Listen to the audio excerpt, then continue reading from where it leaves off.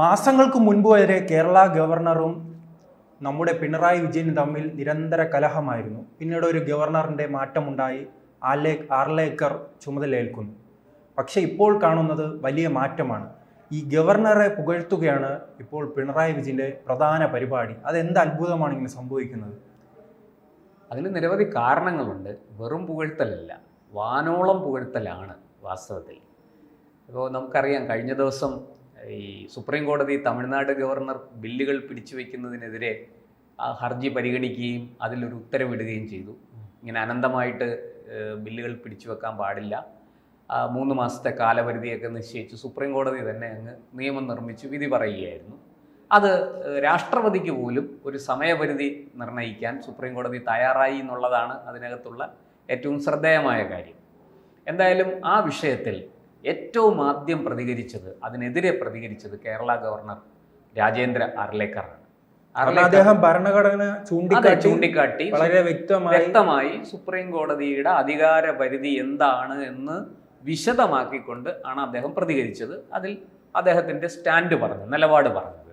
എന്തായാലും ഇക്കാര്യം കഴിഞ്ഞ ദിവസം നമ്മുടെ മുഖ്യമന്ത്രി പിണറായി വിജയനോട് നമ്മുടെ മാധ്യമപ്രവർത്തകർ ചോദിച്ചു.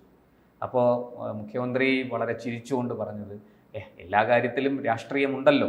അദ്ദേഹത്തിൻ്റെ രാഷ്ട്രീയ നിലപാട് ആണ് പറഞ്ഞത്. പിന്നെ പുതിയ ഗവർണർ പഴയ ആളെ പോലെയല്ല, വളരെ നല്ല ഗവർണറാണ്, അദ്ദേഹത്തിന് നല്ല കാര്യപ്രാപ്തിയുണ്ട്, അദ്ദേഹം വളരെ കൃത്യമായിട്ട് കാര്യങ്ങൾ ചെയ്യുന്നയാളാണ് എന്നൊക്കെയാണ് പിണറായി വിജയൻ പറഞ്ഞത്.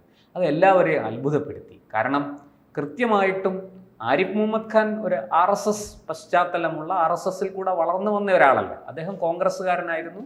പിന്നീട് തൻ്റെ നിലപാടുകൾ കോൺഗ്രസിൻ്റെ നിലപാടുകളിൽ നിന്ന് വ്യത്യസ്തമായപ്പോൾ അദ്ദേഹം കോൺഗ്രസിനോട് സലാം പറഞ്ഞു. കോൺഗ്രസുമല്ല, ജനതാ പാർട്ടി ഉൾപ്പെടെ, ജനതാ പാർട്ടി ഉൾപ്പെടെയുള്ള പല ഇതിലും പോയി അദ്ദേഹം കൃത്യമായിട്ട് BJPയുമായിട്ടും സഹകരിച്ചിരുന്നു.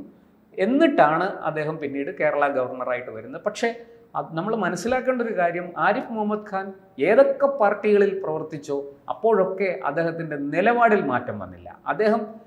ഇപ്പോൾ ഉദാഹരണത്തിന് ഏകീകൃത സിവിൽ കോഡ്, അതിൽ അദ്ദേഹത്തിന് അന്ന് കോൺഗ്രസ്സിൽ അദ്ദേഹം എന്ത് നിലപാടാണ് എടുത്തത് അത് തന്നെ അദ്ദേഹം ഇപ്പോഴും എടുത്തിരിക്കുന്നു. അതിൽ മാറ്റമൊന്നുമില്ല. അങ്ങനെ കൃത്യമായിട്ട് നിലപാടുള്ള ഒരു രാഷ്ട്രീയക്കാരനാണ്. പൊതുവേ നമ്മൾ രാഷ്ട്രീയക്കാരെ നിലപാടില്ലാത്തവർ എന്നാണ് പറയുന്നത്. പക്ഷേ ആരിഫ് മുഹമ്മദ് ഖാൻ അങ്ങനെയല്ല, കൃത്യമായ നിലപാടുകൾ, അതും അചഞ്ചലമായ നിലപാടുള്ള ആളാണ്. അദ്ദേഹത്തിന് ഒരിക്കലും നിലപാട് മാറ്റിയ ഒരു ശീലം അദ്ദേഹത്തിനില്ല. പക്ഷേ രാജേന്ദ്ര ആർലേക്കർ അങ്ങനെയുള്ള ഒരാളല്ല. RSSൽ കൂടെ വളർന്നു വന്ന ഒരാളാണ്. അദ്ദേഹത്തിന് രാഷ്ട്രീയത്തിൽ അങ്ങനെ പ്രവർത്തിക്കാൻ, അദ്ദേഹം BJPയിലുണ്ടായിരുന്നു, അദ്ദേഹം ഗോവയിൽ മന്ത്രിയായിരുന്നു, ഒക്കെ ശരിയാണ്. പക്ഷേ അദ്ദേഹത്തിനെ നമ്മൾ അങ്ങനെ കടുകട്ടിയായ ഒരു രാഷ്ട്രീയക്കാരനായിട്ട് നമുക്ക് കാണാൻ സാധിച്ചിട്ടില്ല. അദ്ദേഹം വളരെ സൈലൻ്റാണ്, വിവാദങ്ങളൊന്നും ഉണ്ടാക്കിയിട്ടില്ല. എന്നാൽ അദ്ദേഹവും തൻ്റെ നിലപാടുകളിലൊന്നും മാറ്റം വരുത്തിയിട്ടില്ല. പിന്നെ പൊതുവെ RSSലും BJPയിലും അങ്ങനെയാണ്, അവർക്ക് നിലപാടിൽ മാറ്റം വരുത്താൻ പറ്റില്ല. വ്യക്തിഗതമായി ഒരു നിലപാട് സ്വീകരിക്കാൻ സാധിക്കില്ല. പാർട്ടി പറയുന്ന, ഇപ്പോൾ CPMന് നമുക്കറിയാമല്ലോ, പാർട്ടി ഒരു നിലപാടെടുത്താൽ അതാണ് നിലപാട്. അത് മന്ത്രിമാരും MLAമാരും പാർട്ടി പ്രവർത്തകരും ഒക്കെ ഫോളോ ചെയ്യും, അത് അംഗീകരിക്കും, അതിൽ നിന്ന് അവർ മാറില്ല. അതുപോലെയാണ് BJPയും. BJPക്കകത്തൊരു നിലപാട് മുകൾ തട്ടിൽ നിന്ന് എടുത്താൽ ആ നിലപാടിൽ പിന്നെ അവർ മാറില്ല. പക്ഷെ കോൺഗ്രസ്സിൽ അങ്ങനെയല്ല. കോൺഗ്രസ്സിൽ നമ്മൾ കാണുന്നത് കാഴ്ച മറ്റൊന്നാണ്. അവിടെ എല്ലാവരും നിലപാട് മാറാറുണ്ട്, അഭിപ്രായങ്ങൾ പറയാറുണ്ട്, വിയോജിപ്പുകളുണ്ട്, ഒക്കെയുണ്ട്. പക്ഷേ ഈ ആർലേക്കർ കൃത്യമായിട്ട് എല്ലാവർക്കും അറിയാം, RSS കാര്യകർത്താവായിരുന്നയാളാണ്. അങ്ങനെയുള്ള ഒരാളിനെ പിണറായി വിജയൻ എന്തിന് പുകഴ്ത്തണം? ഈ ചോദ്യമാണ് വാസ്തവത്തിൽ ഇപ്പോൾ ശ്രീജിത്ത് ചോദിച്ചതിൻ്റെയും ഉള്ളിലിരിക്കുന്ന അതിൻ്റെ ഒരു കാതൽ എന്ന് പറയുന്നത് അതാണ്. വളരെ കൃത്യമാണ്. പിണറായി വിജയന് മുന്നോട്ട് പോകണമെങ്കിൽ കേരള ഗവർണർ ആർലേക്കറുടെ സഹായവും സഹകരണവും അനുഗ്രഹവും കൂടിയേ തീരുള്ളൂ. അതിൻ്റെ ആദ്യത്തെ പടിയായിരുന്നല്ലോ നമ്മൾ ഡൽഹിയിൽ കേരള ഹൗസിൽ കണ്ടത്. അദ്ദേഹം ക്ഷണിച്ചത് കൊണ്ടാണല്ലോ നിർമ്മല സീതാരാമൻ വന്നത്. കേരളത്തിൻ്റെ സാമ്പത്തിക സ്ഥിതി വളരെ മോശമാണ്, എന്തെങ്കിലും ചെയ്യാൻ സാധിക്കുമോ എന്ന നിലയ്ക്ക് ഒരു ഭരണഘടനാ പദവി കൂടി വഹിക്കുന്ന ഗവർണർക്ക് ഉത്തരവാദിത്വമുണ്ട് ഇക്കാര്യം കേന്ദ്ര സർക്കാരിൻ്റെ ശ്രദ്ധയിൽപ്പെടുത്താൻ. അദ്ദേഹം അത് പെടുത്തി. അവർ കേന്ദ്ര ധനമന്ത്രി കൂടിയായ നിർമ്മല സീതാരാമൻ അവിടെ വരികയും ഒരു പ്രഭാത ഭക്ഷണം കഴിക്കാൻ വേണ്ടി മാത്രം വന്നതല്ലല്ലോ, അവിടെ ഒരു ചെറിയ ചർച്ച നടക്കുകയും ചെയ്തു. തുടർന്ന് കേരളത്തിൻ്റെ കടമെടുപ്പ് പരിധിയിൽ ഒരു വ്യത്യാസം വന്നു, കേരളത്തിന് കൂടുതൽ കടമെടുക്കാൻ അനുവാദം കൊടുത്തു. ഇതൊക്കെ ചെയ്തു. അപ്പോൾ കൃത്യമായിട്ടും അർലേക്കറിൻ്റെ സഹായം എന്താണ് എന്ന് മുഖ്യമന്ത്രി പിണറായി വിജയന് നന്നായിട്ട് അറിയാം. അദ്ദേഹത്തിന് എന്തൊക്കെ ചെയ്യാൻ സാധിക്കും എന്നുള്ളത്. ആരിഫ് മുഹമ്മദ് ഖാനെ പോലെയല്ല. ഒരു ഭാഗത്ത് പാർട്ടിക്ക് ഒരു നിലപാടുണ്ടല്ലോ, ഈ ഗവർണർ സ്ഥാനം ഉൾപ്പെടെയുള്ളവ എടുത്തു മാറ്റണമെന്ന് ആവശ്യപ്പെടുന്ന ഒരു പാർട്ടിയുടെ മുഖ്യമന്ത്രിക്ക് എത്ര നാൾ പുകഴ്ത്തി മുന്നോട്ട് പോകാൻ കഴിയും? അതല്ലേ വളരെ വ്യക്തമല്ലേ? മുഖ്യമന്ത്രി പിണറായി വിജയനെ സംബന്ധിച്ച് ഇപ്പോൾ തൻ്റെ മുഖ്യമന്ത്രി സ്ഥാനം സംരക്ഷിക്കണം, തുടർഭരണം കിട്ടണം. തുടർഭരണം കിട്ടാൻ വേണ്ടിയിട്ടാണല്ലോ അദ്ദേഹത്തിന് പ്രായത്തിൽ ഇളവ് കൊടുത്തത് പാർട്ടി. അപ്പോൾ പാർട്ടിയുടെ നിലപാടിലൊക്കെ മാറ്റം വന്നു അല്ലേ? പാർട്ടി മറ്റു പലരെയും പിണറായി പറയുന്നതാണ് ഇപ്പോൾ പാർട്ടി നിലപാട്. അതുകൊണ്ട് പാർട്ടി അവിടെ ഇരിക്കും, പിണറായി ഭരിക്കും. ഇതാണ് നടക്കുന്നത്. ഇവിടെ പിണറായിക്ക് കൃത്യമായിട്ടും പാർട്ടിയേക്കാൾ കൂടുതൽ ഇപ്പോൾ ആവശ്യം കേരള ഗവർണറെയാണ്. കാരണം SFIOയുടെ കേസ് മകൾക്കെതിരെ അവിടെ കിടക്കുന്നു.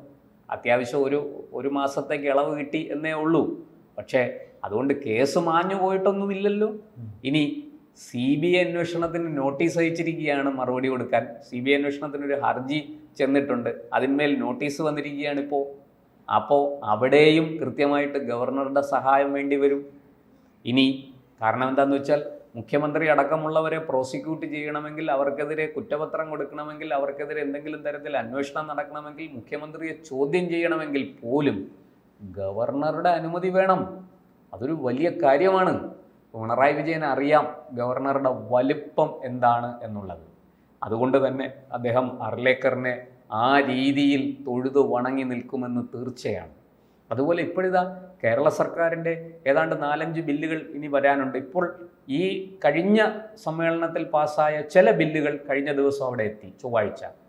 അതിൻ്റെ സാങ്കേതികത്വമൊക്കെ പരിശോധിച്ച് നിയമവശമൊക്കെ പരിശോധിച്ച് വളരെ കൃത്യമായിട്ട് റിപ്പോർട്ടുകൾ സഹിതം ബില്ല് അവിടെ എത്തി. മണിക്കൂറുകൾക്കുള്ളിൽ അത് പരിശോധിച്ച് ഗവർണർ ഒപ്പിട്ട് കൊടുത്തു. അതത്ര ചെറിയ കാര്യമല്ല. അപ്പോൾ സംസ്ഥാന സർക്കാരുമായിട്ടൊരു ഏറ്റുമുട്ടലിനല്ല, മറിച്ച് സമവായത്തിൻ്റെ മാർഗത്തിൽ പോകാൻ താൻ ആഗ്രഹിക്കുന്നു എന്ന സന്ദേശം അർലേക്കർ കൊടുത്തു കഴിഞ്ഞു. എന്നാൽ അതേസമയം നിലപാടുകളിൽ വെള്ളം ചേർക്കില്ല, നിലപാടുകൾ ഞാൻ മാറ്റില്ല എന്ന് കൃത്യമായിട്ട് സുപ്രീം കോടതിയുടെ വിധിക്കെതിരെ കൃത്യമായിട്ട് പറഞ്ഞുകൊണ്ട്, അത് ഭരണഘടന ഉദ്ധരിച്ചുകൊണ്ട് തന്നെ അദ്ദേഹം അക്കാര്യത്തിലുമുള്ള നിലപാട് വ്യക്തമാക്കി. അതായത് എൻ്റെ സ്റ്റാൻഡ് ഇത് എത്ര നാൾ ഇങ്ങനെ മുന്നോട്ട് പോകാൻ കഴിയും? ഇനിയായിരിക്കും ചിലപ്പോൾ അദ്ദേഹം വന്നിട്ട് മാസങ്ങൾ മാത്രമേ ആകുന്നുള്ളൂ. ഇനിയായിരിക്കും പല സർവകലാശാലയുമായി ബന്ധപ്പെട്ട് പല നിയമനങ്ങൾ ഉണ്ടാകാനുണ്ട്, പല നിർണായക ബില്ലുകളുണ്ട്. അങ്ങനെയെല്ലാം വരുമ്പോഴായിരിക്കും ഈ പിണറായി വിജയനും ഗവർണറും തമ്മിലുള്ള ബന്ധം എങ്ങനെയാണെന്ന് നിശ്ചയിക്കുന്നത്. അവിടെ ഒന്നും സംശയിക്കാനില്ല. ഇപ്പോൾ ഇതാ സ്വകാര്യ സർവകലാശാലയുടെ ബില്ല് വരുന്നു. ഗവർണറെ സംബന്ധിച്ച് BJPയുടെ പ്രഖ്യാപിത നയം എന്താണെന്ന് നല്ലവണ്ണം അറിയുന്നയാളാണ്. RSSൻ്റെ നയം എന്താണെന്ന് നല്ലവണ്ണം അറിയുന്നയാളാണ് അർലേക്കർ. അദ്ദേഹം അതിനനുസരിച്ചുള്ള നിലപാട് സ്വീകരിക്കും, ഒരു സംശയവും വേണ്ട. അതുപോലെ നമ്മുടെ സർവകലാശാലകളിലെ ഈ VC നിയമനം അടക്കമുള്ളത്, അതുപോലെ അവിടെ ഈ സർവകലാശാലകളുടെ ചാൻസലർ ഇപ്പോൾ ഗവർണറാണ്. ആ ഗവർണറുടെ അധികാരം ചിറകരിയാനുള്ള പിണറായി വിജയൻ്റെ നീക്കം ഇനി വേണ്ട പോലെ മുന്നോട്ട് ശക്തിയായിട്ട് പോകും എന്നെനിക്ക് തോന്നുന്നില്ല. കാരണം അർലേക്കറോട് മുട്ടിയാൽ അത് അപകടമാണ് എന്ന് പിണറായി വിജയന് നന്നായിട്ടറിയാം. അതേസമയം ആരിഫ് മുഹമ്മദ് ഖാൻ ഈ വലിയ ബഹളമൊക്കെ കാണിച്ചു എന്നേ ഉള്ളൂ. അദ്ദേഹത്തെ വരുതിക്ക് നിർത്താൻ ഒരു പരിധി വരെയൊക്കെ പിണറായി വിജയന് സാധിച്ചിട്ടുണ്ട്. വലിയ കുഴപ്പമൊന്നുമില്ല. അദ്ദേഹം ഈ ആദ്യം ബഹളമൊക്കെ കൂട്ടിയെങ്കിലും പിന്നീട് ഒരു സമാധാനത്തിൻ്റെ അല്ലെങ്കിൽ ഒരു ധാരണയുടെ അടിസ്ഥാനത്തിലൊക്കെ അദ്ദേഹം മുന്നോട്ട് പോയി. പിന്നെ മഞ്ഞുരുകുന്ന കാഴ്ച നമ്മൾ കണ്ടു. പക്ഷെ അർലേക്കർ അങ്ങനെ അല്ല എന്ന് മുഖ്യമന്ത്രിക്ക് നന്നായിട്ട് അറിയാം. അർലേക്കർ പിണങ്ങിയാൽ പിന്നെ ഇണങ്ങില്ല എന്ന സത്യം അദ്ദേഹത്തിന് നന്നായിട്ട് അറിയാവുന്നത് കൊണ്ടാണ് തുടക്കം തൊട്ട് അർലേക്കറിനോട് മൃദുവായ സമീപനം സ്വീകരിച്ചിരിക്കുന്നത്, അർലേക്കറോട് മുട്ടാൻ നിൽക്കാതെ സമവായത്തിൻ്റെ മാർഗം സ്വീകരിച്ചിരിക്കുന്നത് പിണറായി വിജയൻ. ഇനി മുന്നോട്ട് പോകുന്തോറും നമുക്കത് കൂടുതൽ കാണാം. എന്തായാലും ഇനിയിപ്പോൾ തികച്ചൊരു വർഷമല്ലേ ഉള്ളൂ. ഈ ഒരു വർഷത്തിനിടയ്ക്ക് ഗവർണറുമായിട്ട് കൂടി വന്നാൽ ഒരു 2 നിയമസഭാ സമ്മേളനം കൂടെ നടന്നേക്കും അല്ലേ? ഈ 2 നിയമസഭാ സമ്മേളനത്തിനിടയ്ക്ക് ഗവർണറുമായിട്ട് ഏറ്റുമുട്ടാനുള്ള ഒരു അവസരവും മുഖ്യമന്ത്രി പിണറായി വിജയൻ ഉണ്ടാക്കില്ല എന്ന് തീർച്ചയാണ്. കാരണം അദ്ദേഹത്തിന് ഗവർണറുടെ സഹായം വേണം, സഹകരണം വേണം. ഈ 5 വർഷം, ഈ ബാക്കി ഒരു വർഷം കൂടെ പൂർത്തിയാക്കാനുണ്ട്. അത് പൂർത്തിയാക്കാൻ തീർച്ചയായിട്ടും അർലേക്കറിനെ പിണക്കിയാൽ അത് വലിയ ദുരിതമായി മാറും, ബുദ്ധിമുട്ട് അനുഭവിക്കേണ്ടി വരും, വലിയ വെല്ലുവിളിയാണത്, പ്രതിസന്ധി ഉണ്ടാകും എന്ന് അദ്ദേഹത്തിന് അറിയാം. അതുകൊണ്ട് തന്നെ പിണറായി വിജയൻ അത്തരത്തിലുള്ള ഒരു റിസ്ക്കും എടുക്കാൻ നിൽക്കില്ല. അദ്ദേഹം ഗവർണറുമായിട്ട് നല്ല ബന്ധത്തിൽ പോവും.